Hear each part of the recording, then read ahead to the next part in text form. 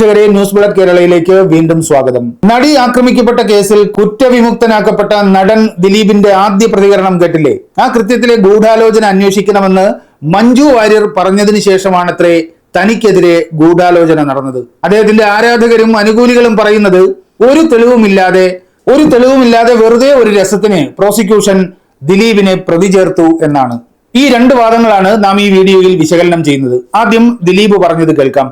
ഈ കേസില് ക്രിമിനൽ ഗൂഢാലോചന ഉണ്ട്.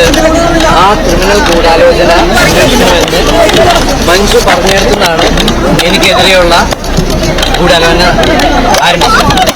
നടി ആക്രമിക്കപ്പെട്ട സംഭവത്തിൽ ക്രിമിനൽ ഗൂഢാലോചനയുണ്ടെന്ന് മഞ്ജു വാര്യർ ആരോപിച്ച ദിവസം എന്നാണ് മഞ്ജുവിന്റെ വാക്കുകൾ നമുക്ക് കേൾക്കാം. ആ വാക്കുകൾ നമുക്ക് കേൾക്കാം. ഇതിന് പിന്നിൽ നടന്നിരിക്കുന്നത് ഒരു ക്രിമിനൽ ഗൂഢാലോചനയാണ്. ഈ ഒരു ഗൂഢാലോചനയ്ക്ക് പിന്നിൽ പ്രവർത്തിച്ചവരെ നിയമത്തിന് മുന്നിൽ കൊണ്ടുവരാൻ ഉള്ള പ്രവർത്തനങ്ങൾക്കെല്ലാം അങ്ങേയറ്റം പൂർണ്ണമായ പിന്തുണ നൽകുക എന്നതാണ് നമുക്ക് ഇവിടെ ചെയ്യാൻ സാധിക്കുക. 2017 ഫെബ്രുവരി 19, അതായത് നടി ആക്രമിക്കപ്പെട്ടതിന്റെ 3-ാം ദിവസം കൊച്ചിയിലെ ദർബാർ ഹാൾ ഗ്രൗണ്ടിൽ താരസംഘടന സംഘടിപ്പിച്ച പ്രതിഷേധ യോഗത്തിൽ സംസാരിക്കവെയാണ് മഞ്ജു വാര്യർ ഈ ആരോപണം ഉന്നയിച്ചത്. ദിലീപ് അറസ്റ്റിലായതെന്നാണ് 2017 ജൂലൈ 10. ക്രിമിനൽ ഗൂഢാലോചന എന്ന പ്രയോഗം മഞ്ജു വാര്യർ നടത്തിയതിന്റെ 142-ാം ദിവസം. ഇത്രയും ദിവസം ഈ കേസിൽ എങ്ങനെ ദിലീപിനെ കൊടുക്കാമെന്ന് പ്രോസിക്യൂഷൻ തലപുകഞ്ഞ് ആലോചിക്കുകയായിരുന്നു. ഈ ചോദ്യത്തിനുള്ള ഉത്തരവും ഒരു തെളിവുമില്ലാതെയാണ് ദിലീപിനെ അറസ്റ്റ് ചെയ്തത് എന്ന ദിലീപിന്റെയും അനുകൂലികളുടെയും ആരാധകരുടെയും വാദവും നമുക്ക് ഒരുമിച്ച് പരിശോധിക്കാം. നാൾവഴികളും സംഭവങ്ങളുമെല്ലാം പല ചാനലുകളും റിപ്പോർട്ട് ചെയ്തതുകൊണ്ട് അത്തരം വിശദാംശങ്ങൾ ഈ വീഡിയോയിൽ ഒഴിവാക്കുന്നു. നാം ഇപ്പോൾ സ്ക്രീനിൽ കാണുന്നത് കേരള ഹൈക്കോടതിയുടെ ഒരു വിധിയാണ്. ദിലീപ് സമർപ്പിച്ച ജാമ്യാപേക്ഷ തള്ളിക്കൊണ്ട് 2017 July 24 justice Sunil P Thomas പുറപ്പെടുവിച്ച ഉത്തരവ്.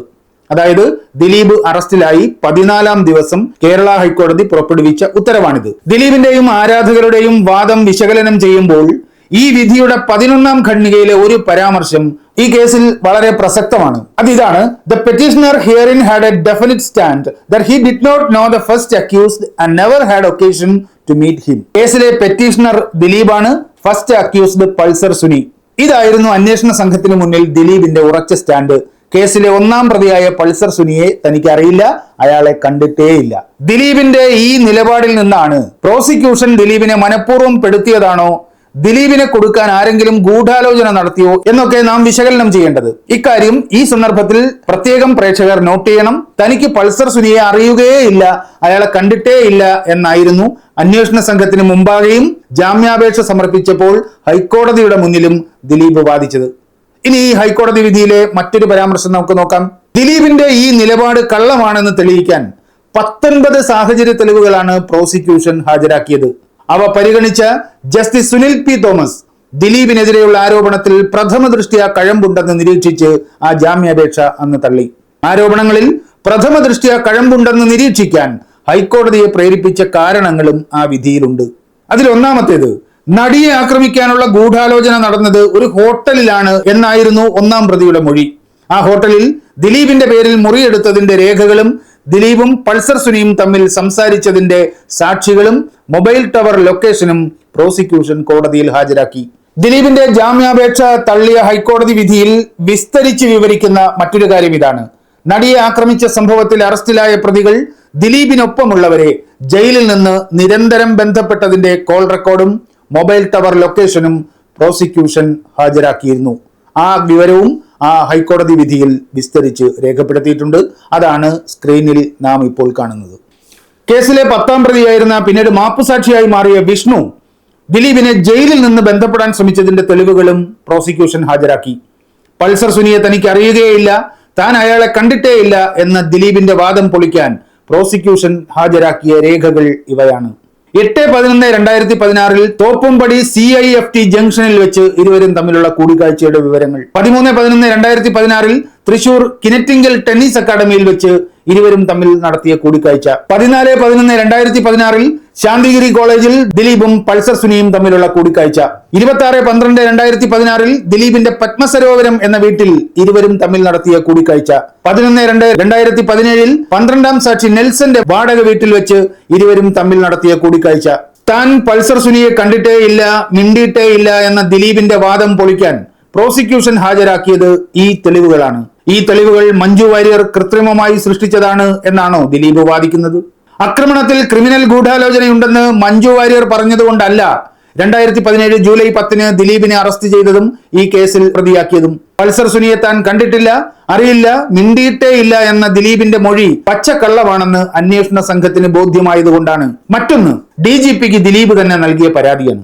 നടിയെ ആക്രമിച്ച കേസുമായി ബന്ധപ്പെടുത്തി ചില സോഷ്യൽ മീഡിയ ഗ്രൂപ്പുകൾ തന്നെ അപകീർത്തിപ്പെടുത്താൻ ശ്രമിക്കുന്നുവെന്നും ബ്ലാക്ക്മെയിൽ ചെയ്യാൻ ശ്രമിക്കുന്നുവെന്നും കാണിച്ച് 2017 ഏപ്രിൽ 24 ദിലീപ് DGPക്ക് ഒരു പരാതി നൽകി. എന്നാൽ ആ പരാതിയിലെ തീയതി 2017 ഏപ്രിൽ 20 ആയിരുന്നു. അതായത് പരാതി കൊടുക്കുന്നതിന് 2 ദിവസം മുമ്പ്. യഥാർത്ഥത്തിൽ 2017 ഏപ്രിൽ 18 ദിലീപിന്റെ ഡ്രൈവർ അപ്പുണ്ണിയുടെ വാട്സപ്പിലേക്ക് പൾസർ സുനിയുടെ കത്തെത്തിയത്.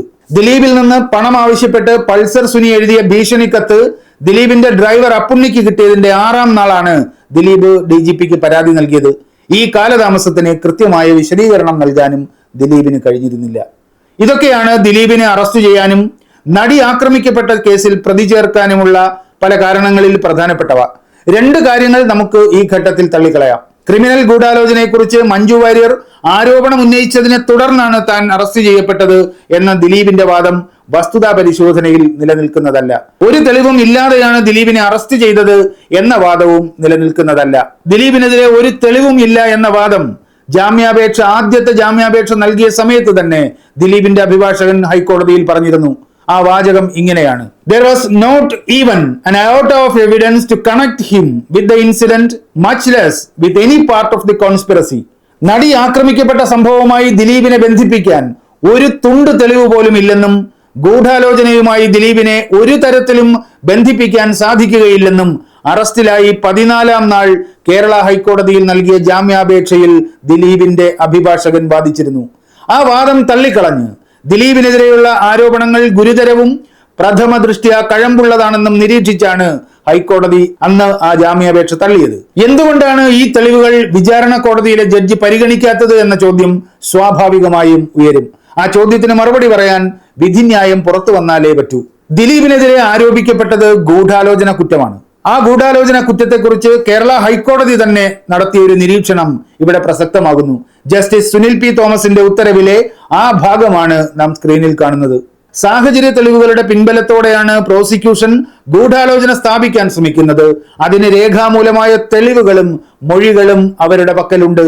രേഖാമൂലമായ തെളിവുകളിൽ മൊബൈൽ കോൾ വിവരങ്ങൾ, ടവർ ലൊക്കേഷൻ രേഖകൾ, ബില്ലുകൾ, രജിസ്റ്ററുകൾ, മറ്റു രേഖകൾ എന്നിവ ഉൾപ്പെടുന്നു. മൊഴികളുടെ കാര്യമെടുത്താൽ പ്രധാനപ്പെട്ട 20ലധികം സാക്ഷികളുടെ 164 സ്റ്റേറ്റ്മെന്റ് എടുത്തിട്ടുണ്ട്.